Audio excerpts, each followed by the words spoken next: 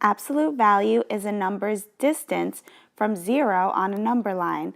Distance is never negative, so absolute value is always positive. Find absolute value of 4 plus absolute value of -3. So when we see these straight bars around a number, that's asking us to find the number's absolute value.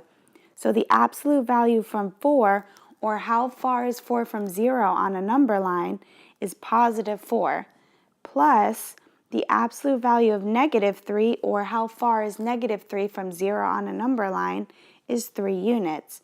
So when we simplify this, we get 7. So absolute value of 4 plus absolute value of -3 is 7. Find absolute value of -5 minus absolute value of 2.